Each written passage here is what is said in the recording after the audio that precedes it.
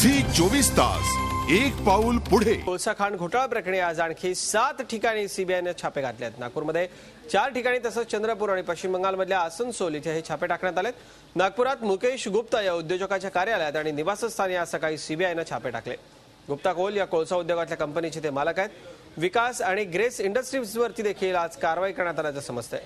या प्रकरणी सीबीआयने नव्यानं 2 एफआयआर दाखल केल्याचं कळतंय।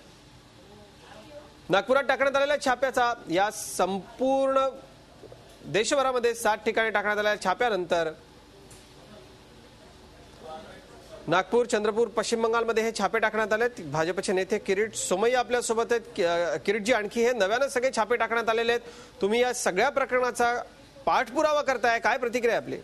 नाही, देतो ना, जो कोळसा घोटाळा आम्ही बाहेर काढला आणि 3 ते 7 प्रकाराने कॉन्ट्रॅक्ट दिले गेले आणि आपल्याला माहित आहे की हे सगळं प्रकरण सीबीआय सगळ्याकडे नेलं आहे।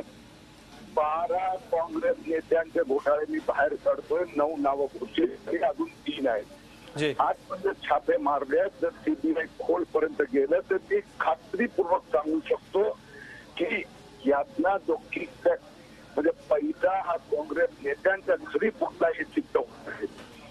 मला फक्त एवढंच आहे की सीबीसी कडे काल मी दिल्लीत गेलो होतो आणि त्यांना प्रार्थना केली, हे सीबीआयला काँग्रेस ब्युरो ऑफ इन्व्हेस्टिगेशन म्हणून काम करू देऊ नका, तुम्ही त्याच्यावर मॉनिटरिंग करा।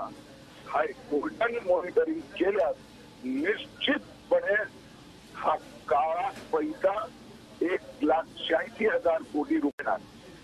निश्चित किरीटजी, आणि या सगळ्या आता कारवायांच्या नंतर आपल्याला देखील सातत्याने हे प्रकरण लावून धरावं लागणार आहे आणि या सगळ्या कारवाया होत आहेत कुठेतरी। निश्चित या सगळ्या प्रकरणामधनं सीबीआयच्या तपासांती काहीतरी निष्पन्न होईल अशी अपेक्षा आपण करूया। धन्यवाद। झी 24 तासशी आपण बोललात त्याबद्दल होते किरीट सोमय्या। किरीट सोमय्याने सातत्यानं हे सगळं प्रकरण लावून धरलंय आणि नव्यानं या ठिकाणी आज हे 7 छापे सीबीआयने टाकले। झी 24 तास एक पाऊल पुढे।